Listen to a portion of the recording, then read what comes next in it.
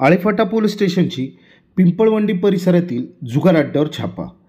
21 इसमांसहित सुमारे 1,30,650 रुपयाचा मुद्देमाल हस्तगत। याबद्दल सविस्तर माहिती अशी की पिंपळवंडी बसस्टँडजवळील अभंग वस्तीकडे जाणाऱ्या रस्त्यावर रोडच्या कडेला असलेल्या पत्र्या शेडमध्ये न्यू महाराजा प्लेन कार्ड असा बोर्ड लावलेल्या शेडमध्ये सदर इसम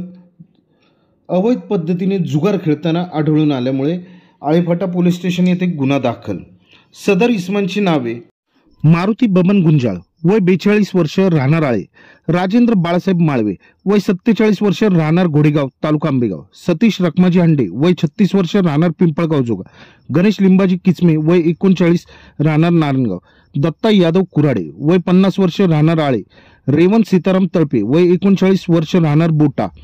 किशोर कैलास शिरतर वय 48 वर्ष राहणार आळे, कैलास तुकाराम शिरतय वय 50 राहणार आळे, सुरज तानाजी जाधव वय 23 वर्ष राहणार आळेफाटा, सचिन भीमाजी गोपने वय 33 वर्ष राहणार आळे, अशोक कोंडाभाऊ भोर वय 64 वर्ष राहणार काळवाडी, खंडू रामभाऊ पवार वय 64 राहणार नारायणगाव, सचिन पोपट काकडे वय 45 वर्ष राहणार पिंपळवंडी, प्रकाश बबनराव काकडे वय 50 वर्ष राहणार पिंपळवंडी, राजेंद्र विठ्ठल काळे वय 42 वर्ष राहणार पिंपळवंडी, राजेश रमेश सस्ते वय 30 वर्ष राहणार पिंपळगाव जोगा, महेश नानासाहेब शेळके वय 34 वर्ष राहणार बोटा, अनिल रखमाजी पटाडे वय 42 वर्ष राहणार बोरी, गणेश कारभारी गाडगे वय 46 वर्ष राहणार बोरी, सोमनाथ सुदाम भुजबळ वय 36 राहणार पिंपळवंडी, विश्वनाथ बबन फावडे वय 40 वर्ष राहणार बेल्ले। सदर इसम